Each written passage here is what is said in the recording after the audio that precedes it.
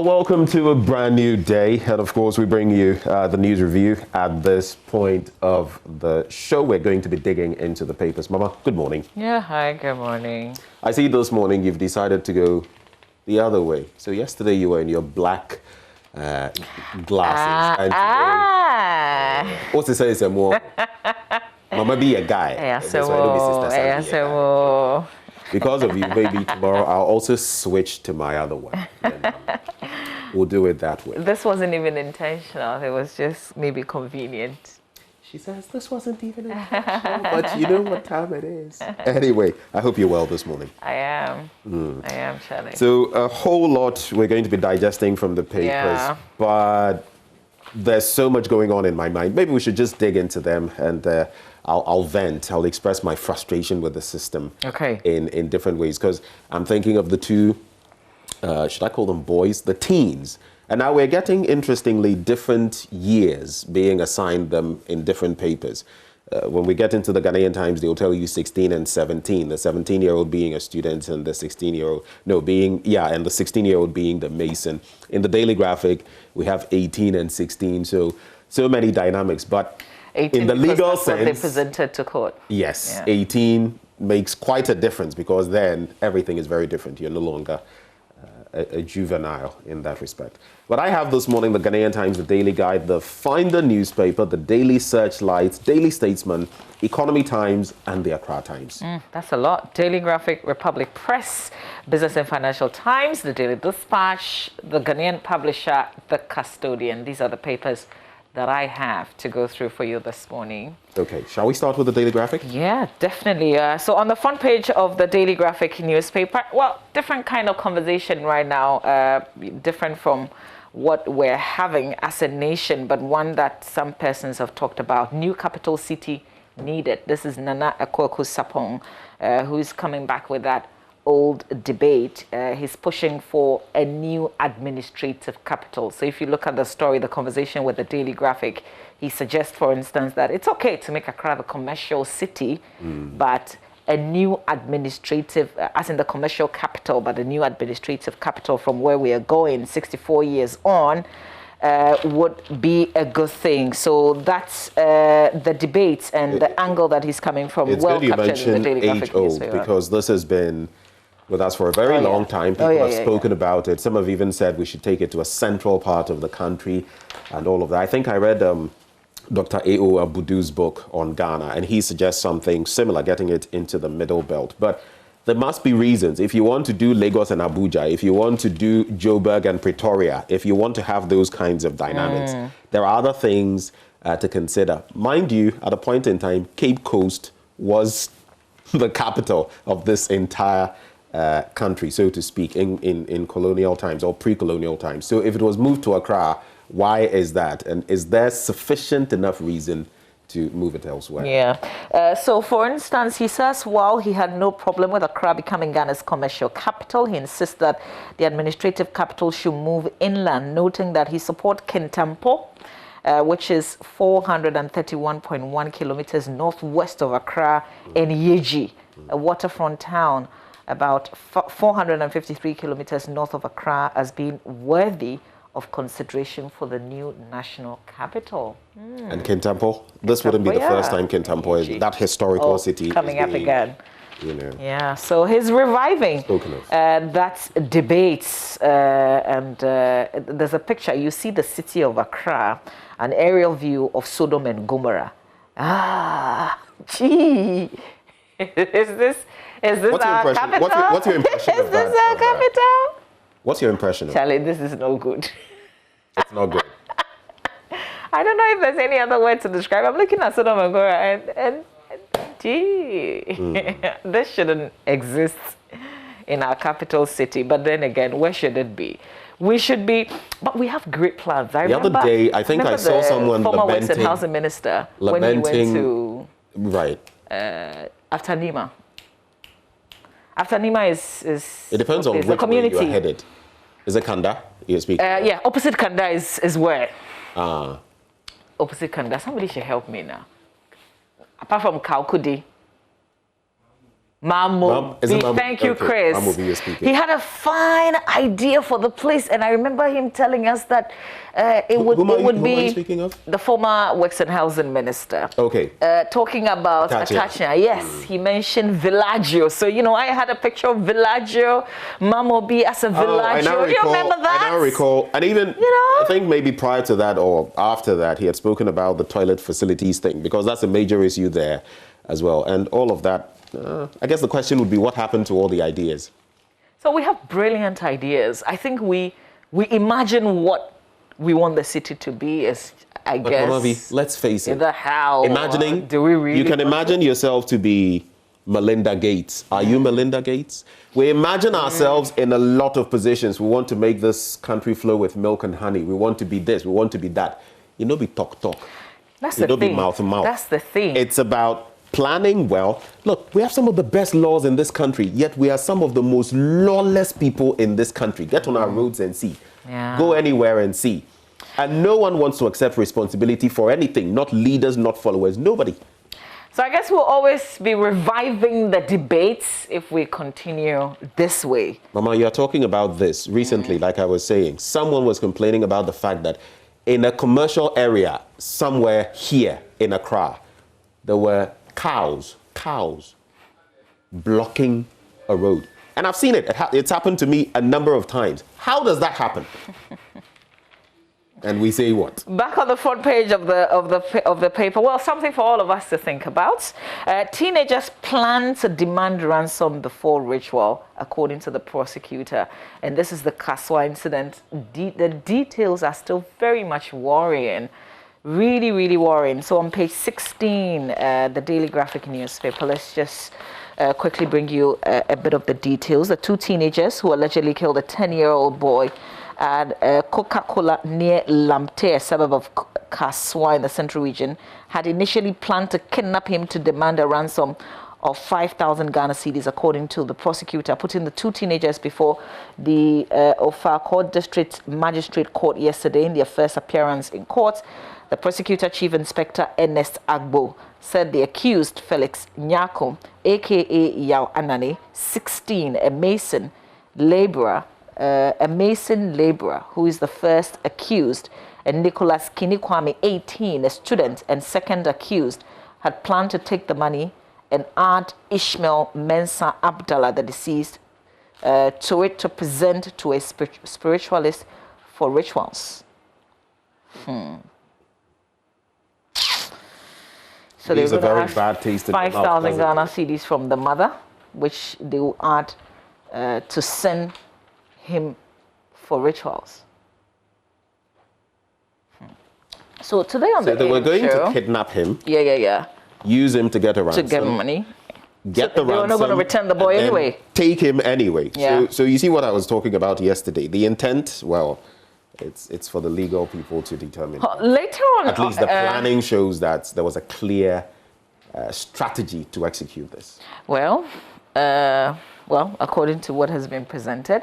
But listen, we want to take this out of the courtroom. And I think it's the police that started this conversation where they discovered that these two young men at the center of this first got in touch with this spiritualist, so-called, on television, you know. So there's the whole conversation about the media is part of the, we should be blamed because there are unwanted content on television, you know, and radio, asking these people to advertise. I mean, they show them the way because they see it and they want it, and they do what they tell them.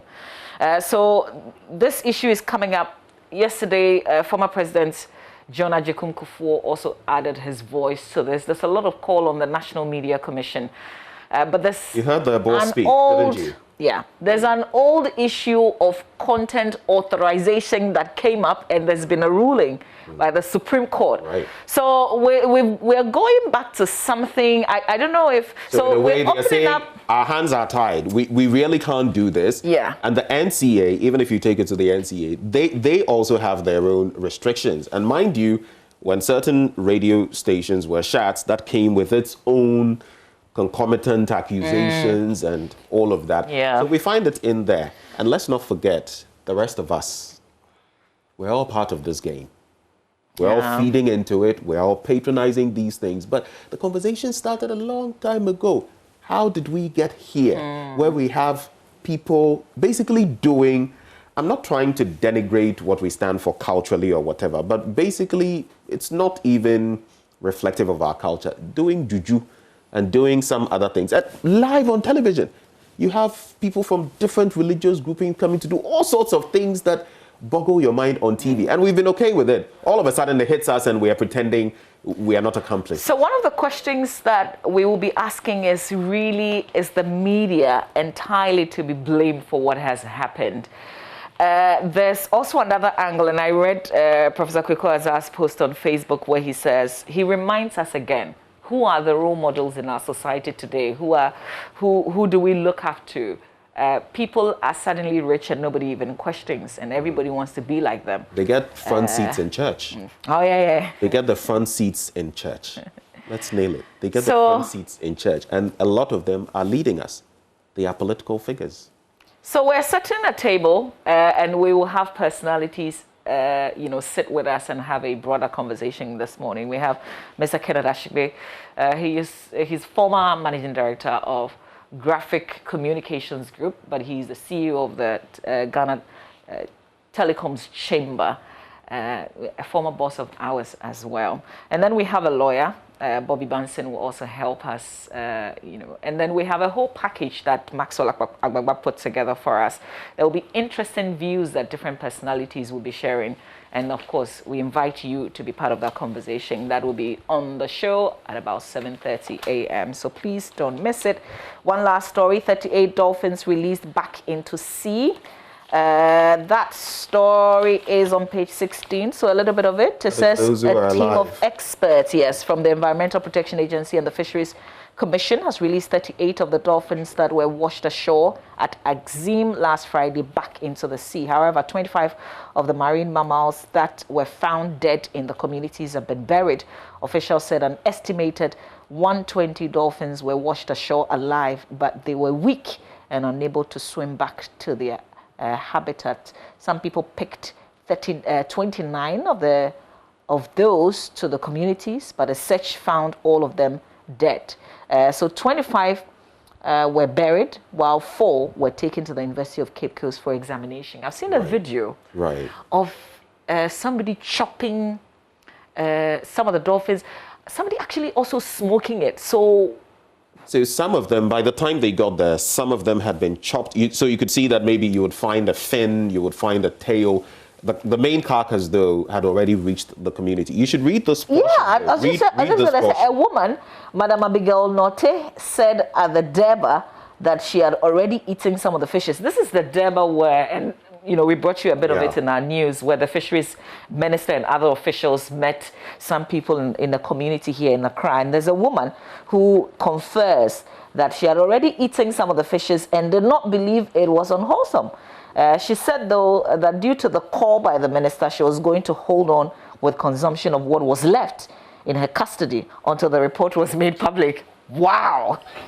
So let's hope. Sometimes these marine mammals and all of that, sometimes they beach themselves. Scientists have still not found out the reason for some of these things. But if there's the toxicology report, if it relates in any way to something going on, whether it's the bacteria, like we've been told, whether it's some poisoning by fishermen, whatever it is, if there's something in there, she may not see the effects instantly. But who knows what is going to lodge in your body will do to your organs. But yesterday when I engaged Madam Florence, but at least we are grateful for her because it shows that some people have actually eaten the stuff. Yeah, and they came forward to also tell us that. Madam Florence Kuchi said that the fishermen and the people along those areas where these fishes washed ashore were actually celebrating because it was Good Friday. It was the Easter season, and they were happy. They thought, oh, God has blessed us. Easter, and Christ has been good. So suddenly we slept, woke up, and then we found free fish. The days of manna falling from heaven and quails coming our way. Free things. All right, I guess this is where we'll end the Daily Graphic News. Are there other stories you can... into the Ghanaian Times newspaper now. Intermittent power outages will not slip into dumsor. That's on page 16. Page 15, it's actually on page 18. 28 die, 140 injured, and 143 accidents during Easter. There's also talk about the 2 teenagers remanded in police custody tied to that Kaswa murder situation. GES apologizes for change in reopening day for SHS Form 3, but parents unhappy. And private lotto operators fume at NLA, call on president to intervene to prevent its imminent collapse. But even before I dig into the 2.5 stories, I think, that I'm going to be looking at, I just want us to contemplate this. And when I summarize these stories, tell me whether I'm wrong, people of Ghana and Mama V. I think we become very impervious to responsibility and criticism in this country. We, especially as leaders, we always want to give excuses. We always want to say, oh, it's not, we are not the ones involved. It's because someone failed, or it's because of this and that. Education, energy, these young children who have killed another child. We are all, passing the buck. Look, responsibility starts with us. And if your head must roll, if heads must roll, they must roll. That's how we're going to fashion the country for the better. This one here, page 16. GES apologizes for change in reopening day for SHS Form 3, but parents are unhappy. So the management of the GES has apologized profusely to parents and final year students of senior high schools for the change in their date of reopening. Mind you, they were supposed to be returning to school on the 6th of April. Now they're going to do so on the 5th of May. There is the angle of CHAS putting in a request, the GES granting the request, but Mama, I can't fathom by any stretch of imagination. CHAS says it got in touch with you, the GES, talking about the problems way ahead of time. You wait till the day students are going to school for someone to leave, like we shared on our radio 99.7 yesterday, Konongo, Kumase, and go to Nalerigu. People to leave different parts of the country, go to KGB Asato. What kind of leadership is this? What kind of responsibility is this? You say people should calm down and it's in the best interest of the students and all of that. The students themselves have been speaking and they are saying, what are we going to be doing at home? Some can't really put themselves to that. They may not be so disciplined, but when they find themselves in the school environment, they will prepare ahead of their exams. But all these people, who knows how many hundreds, thousands moved out to schools? What do we do with them?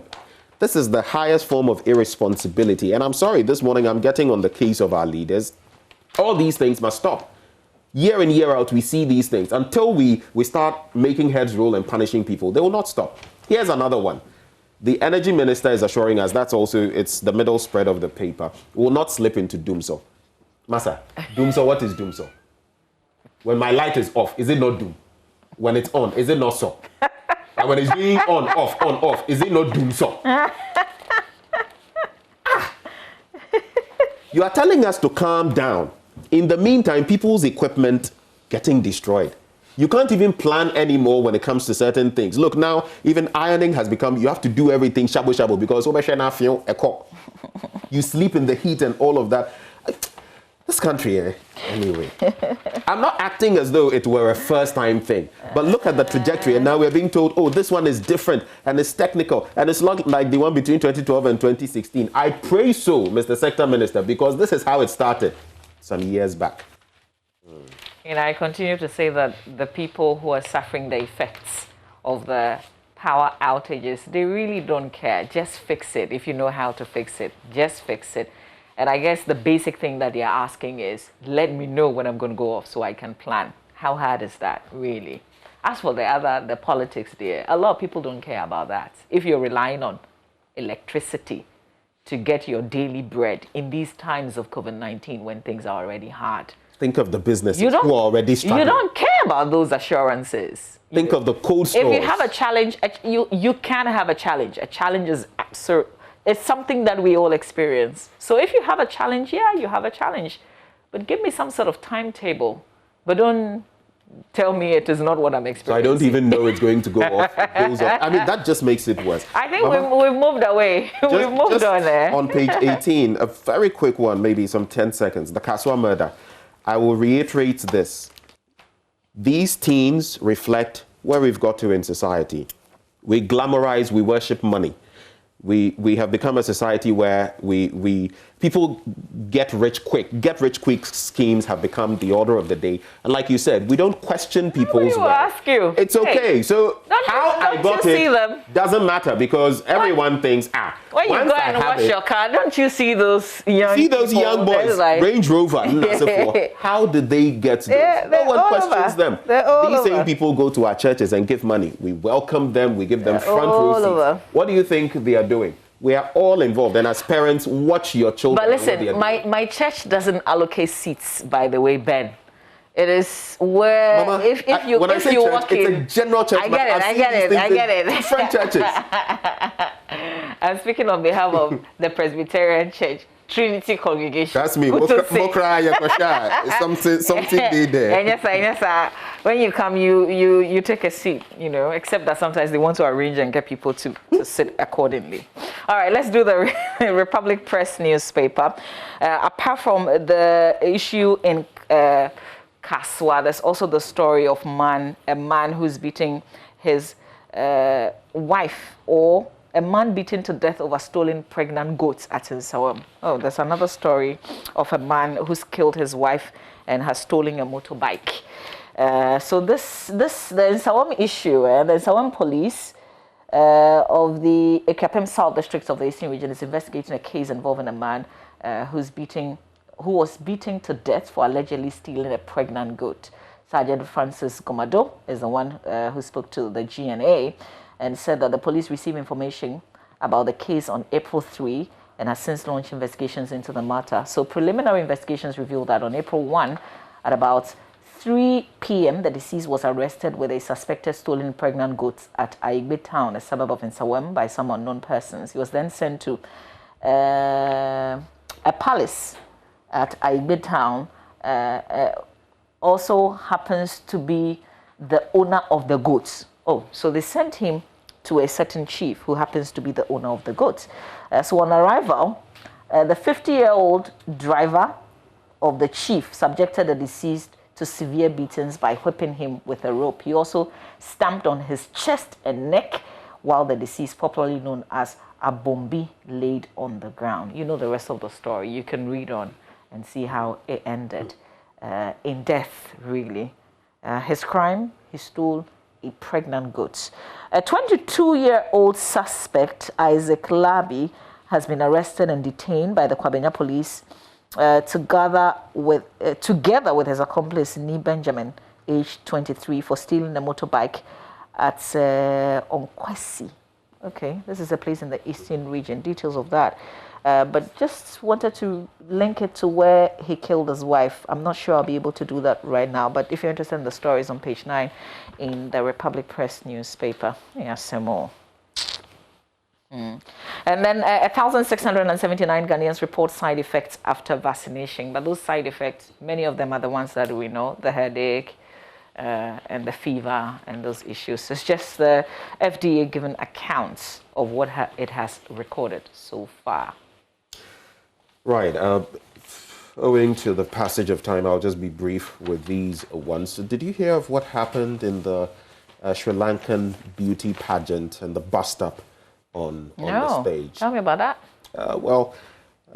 One of them suffered head injuries after a brawl broke out. On stage? On stage.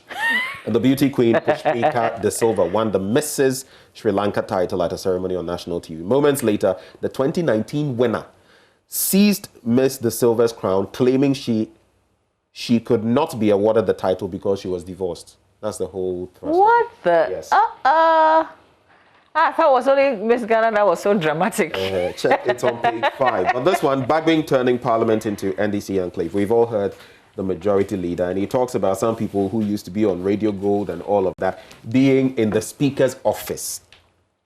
And he also points to Asiedun Ketia. But why do we play these games? We've known in the past where some members of the other side, the MPP, have also been in there. At least one of those I remember, I think, Hakman Owusu Ajaman.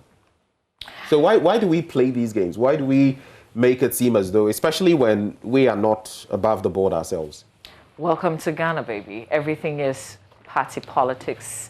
It really doesn't matter what you are today, what you do today, your qualifications, whether or not you are able to deliver. What matters is who you're affiliated with, even in the past. Well, we've not gone through all the papers, but trust to you, a lot of them reflecting what we've already spoken about already. Mama? We've got plenty of stories on myjoyonline.com. You can always log on. We've got business right after sport, but sports. What happened to Liverpool? Were they walking alone yesterday? Oh. Well, a certain Vinicius Jr.